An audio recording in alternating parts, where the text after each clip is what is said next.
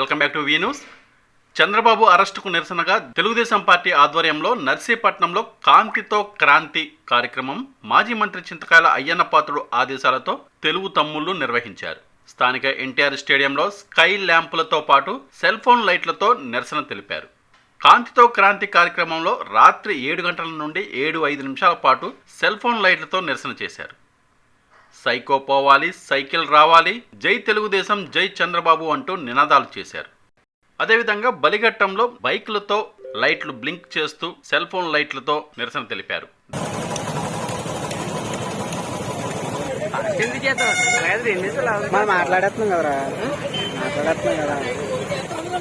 ధనివిరెడ్డి వీధిలో మహిళలు కొవ్వొత్తులు పట్టుకొని నిరసన తెలిపారు.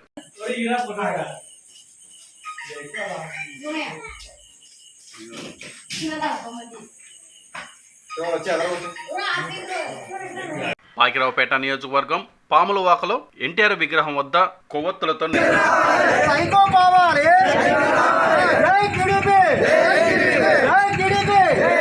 ఈ కార్యక్రమంలో తెలుగుదేశం నాయకులు, కార్యకర్తలు పాల్గొన్నారు. ఈ సందర్భంగా ధనిమిరెడ్డి మధు మాట్లాడుతూ సోమవారం చంద్రబాబు నాయుడు ఎటువంటి మచ్చ లేకుండా విడుదలవుతారని అన్నారు. నర్సీపట్నంలో జనసేన నాయకులు ప్రభుత్వం ఆసుపత్రిలో సమస్యల గురించి మాట్లాడుతుంటే వైసీపీ నాయకులు బూతుల ప్రవచనం చదువుతున్నారని అన్నారు.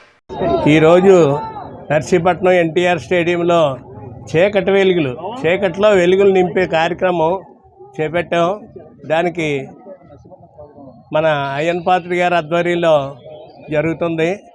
చంద్రబాబు నాయుడు గారిని అక్రమంగా అరెస్ట్ చేసి వాటికి 26 రోజులు అయింది.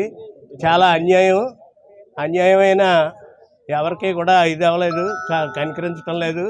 లేనిపోని కేసులు అవి పెట్టి ఒక దాంట్లో తప్పు దొరకకపోతే ఇంకోటి చూపెడుతున్నారు, ఇంకోటి తప్పు దొరకకపోతే ఇంకోటి చూపెడుతున్నారు. ఇది చాలా అక్రమం, అన్యాయం.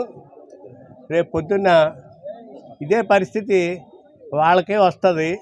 వాళ్ళు ఆలోచించుకోవాలి. నమస్కారం అండి. ఈరోజు లోకేష్ గారు పిలుపు మేరకు అయ్యన్న గారి నాయకత్వంలో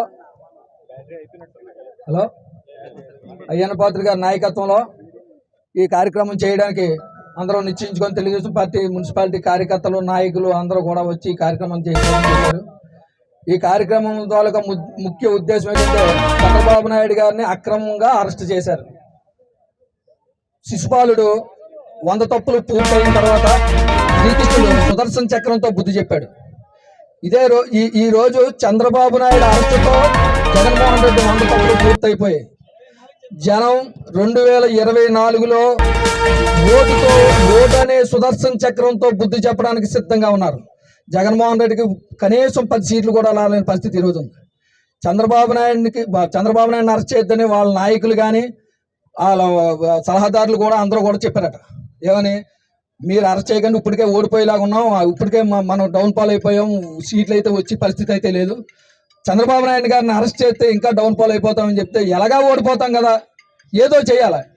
తెలుగుదేశం పార్టీ కార్యకర్తల్లో లేకపోతే ఆయన అరెస్ట్ చేయడం వల్ల తెలుగుదేశం పార్టీ కార్యకర్తలు భయపడతారనో లేకపోతే వాళ్ళ కేడర్లో ఉత్సాహం వస్తుంది అనుకుని చంద్రబాబు నాయుడు రాంగ్ బటన్ నొక్కాడు. ఆ రాంగ్ బటన్ నొక్కడం ఈరోజు రాష్ట్ర వ్యాప్తమే కాదు, దేశవ్యాప్తమే కాదు, ప్రపంచం అంతా కూడా చంద్రబాబు నాయుడు గారి అరెస్టుకు నిరసనగా ఆయన చేసిన అభివృద్ధి పనులు ఈరోజు చర్చ జరుగుతున్నాయి. జగన్మోహన్ రెడ్డిని అరెస్ట్ చేసినప్పుడు సెక్షన్ల గురించి మాట్లాడుకున్నారు ప్రజలందరూ. చంద్రబాబు నాయుడిని అరెస్ట్ చేస్తే ఆయన చేసిన అభివృద్ధి ఆయన కాదు, ఇప్పుడు ప్రజలు చెప్తున్నారు. ఎన్ని లక్షల మంది రోడ్డు మీదకి వచ్చి నిరసన తెలియజేస్తున్నారు.